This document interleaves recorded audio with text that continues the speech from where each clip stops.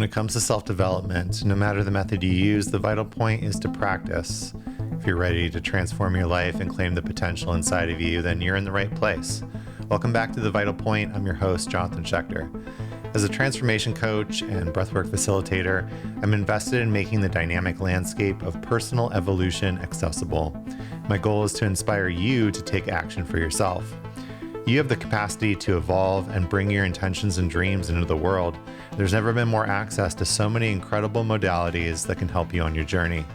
This podcast will help you learn simple methods you can use to transform your life and share the stories of practitioners who are doing the work so you feel inspired to go and practice, because that's the vital point. Today, I just wanted to do a quick solo episode for you with something that has been alive to me.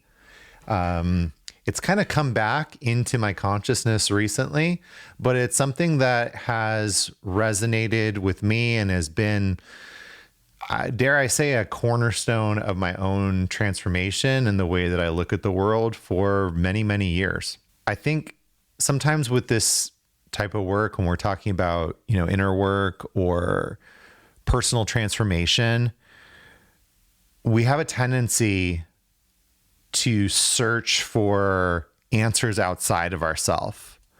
We have a tendency to look to something that we don't feel like we have, rather than realizing that what's actually going to help us oftentimes are the simple foundational things that aren't fancy, that aren't exotic. There are foundational things that we can do. It's like the saying of keep it simple. So today I wanted to share something along that line. For me, this has been the ultimate in keep it simple, and has been a way in which I have steered my life for many years. That method is often known as the Serenity Prayer. Now, I first learned about the Serenity Prayer within the context of 12-step. When I got sober as a young adult in my late teenage years, it was there for me, and I didn't quite take advantage of it so much. But as I've gotten older, as I've gone through my own inner work, I have relied on the Serenity Prayer more and more and more. And I think one of the beautiful things about it is that you don't have to, necessarily be working a 12-step program in order to utilize the wisdom and the knowledge of this simple practice. So if you're not familiar with the Serenity Prayer, the actual prayer itself goes, God, grant me the serenity to accept the things I cannot change, the courage to change the things that I can, and the wisdom to know the difference. Now, first of all, I'll say, if you got turned off by the word God in that prayer, just take it out. It's just that simple. God can take whatever form you understand or connect with in this context. It can be any higher power that you're working with. It could be any sorts of inspiration. It could be source itself, or spirit, or your own highest consciousness. There's plenty of ways to work with that energy without having some sort of knee-jerk reaction that people sometimes have to the word God.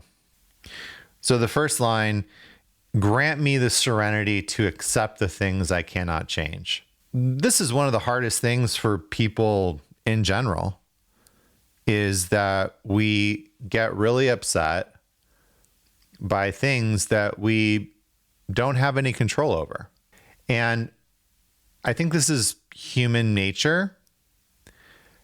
It's definitely something that I work on myself. It's a very stoic or Buddhist kind of idea as well, I think, of having the serenity to accept the things that you cannot change. And let's even unpack that a little bit more. Serenity, right? The acceptance, the inner peace from letting go of the things that we can't control. I even see this in working with the nervous system, working with anxiety or depression. We learn tools and methods and practices to help us mitigate these feelings or circumstances that we find ourselves in that we might not like. That's one side of it. The other side of it is just learning to be with a particular feeling.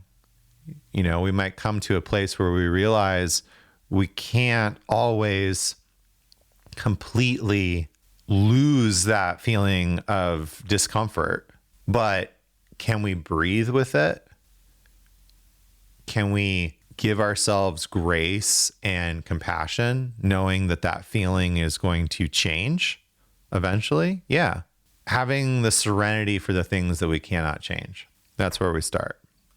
Another sort of context for this that I've always loved comes from one of my favorite Buddhist texts, Shantideva's A Guide to the Bodhisattva's Way of Life. This is a classic, just an amazing, amazing book. And one of my favorite quotes from this book, I'm just going to paraphrase it, is, if there's a solution to the problem, why worry about it? And if there's no solution to the problem, why spend time worrying about it? Right? So either there's a solution or there's not. And regardless, if there's a solution, then it's what can we do to actually implement that? And if there's no solution, then why should I waste time worrying about it? And so to me, these are the same things, that the Serenity Prayer is saying, maybe in a different language and from a different cultural context, with the same lesson. So moving on from grant me the serenity to accept the things I cannot change, the courage to change the things that I can. I got to tell you that if we didn't collectively and individually need courage to change things that we didn't like about ourselves, I would probably need to find a new job. You know, oftentimes in my coaching, that's what I'm supporting people with doing, is having the courage to be able to move through the challenges of the things that are no longer aligned for them. The courage to change the things that they actually want to change, and giving them the tools and the resources to support them moving through this feeling of stuckness. Because even when we have something in our mind that we want to change, oftentimes when we go to actually change it, that's where we encounter the resistance, the stuckness, the limiting beliefs that say, no, we can't do that. And another way of looking at that is that we're doing something that feels unsafe to the nervous system. And so the nervous system goes, nope, we're not doing that because we just want to stay safe. And it's safer to stay with what's known, even if it's not what's making us happy often. So the courage to change the things that I can is such an important step to take towards self-actualization, towards creating the life, living and embodying the life that you truly want. So if you can change it, having the courage to change the things that you can. And then the wisdom to know the difference. That may be the most important thing, right? Because that's going to differentiate where we're placing our attention and our energy. And so let me share how I work with the Serenity Prayer. And I'm going to share how I suggested this to a client recently. So I was working with a client recently, and they were expressing a lot of frustration and stuckness with being pulled in two different directions at once. On the one hand, they wanted to set better boundaries with their parents. On the other hand, they felt unsafe not supporting their parents, even though they didn't really agree with something that was happening.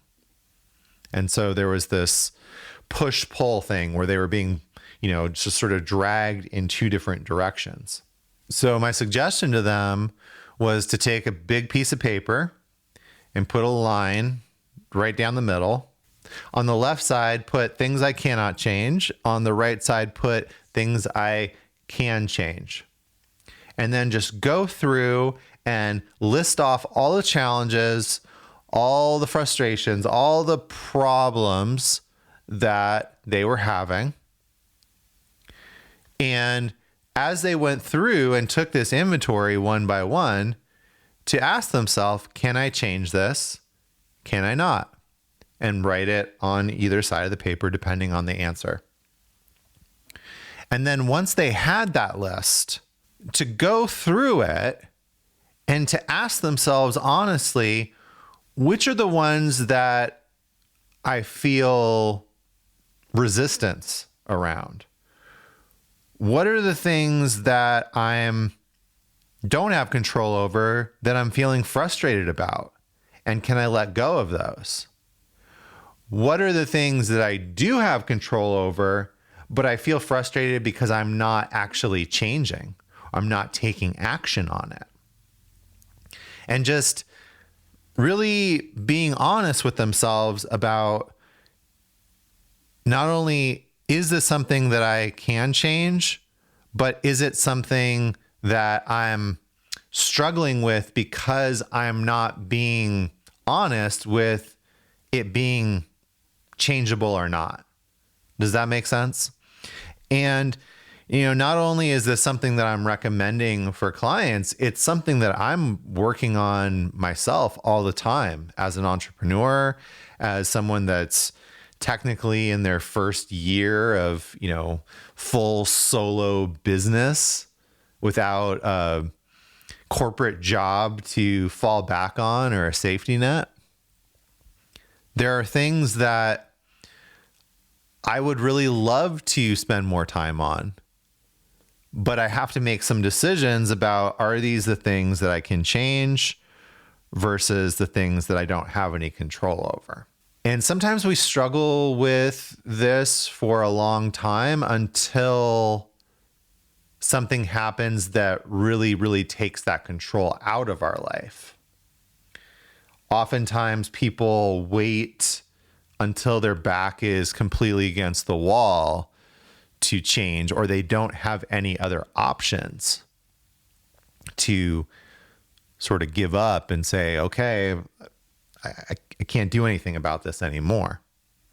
But we really don't have to wait that long to actually do that. And I would invite you to just do that practice, especially if you're struggling with making a major change in your life, or that you're struggling with moving through some things that you actually know would be good for you, but you're just not able to take the first step. It's worthwhile going through and contemplating, journaling, meditating on, is this something that I can control? And if it's not, what can I do to let it go as quickly as possible? If it is something that you can control, what's one thing that you can do to move towards that change, right? You don't have to do the whole thing right now, but courage comes from beginning to take action. To me, the definition of courage is feeling afraid and taking the action anyway. And then that wisdom is just letting go of the things that you don't control and focusing that extra energy on the things that you do. So again, really not rocket science. It's pretty simple if you think about it. And in my experience, a lot of this personal development work and becoming the best version of ourselves comes down to things that are simple but not easy. And so this is one of those things, you can integrate this into your life right now. I would invite you to save this podcast and come back to it when you need to. And just all you need is a piece of paper and a pen, or you could just go through the things that you're struggling with in your mind and just ask yourself that question. Is this something I can control? And if it is, what's something that I can do to move towards that right now?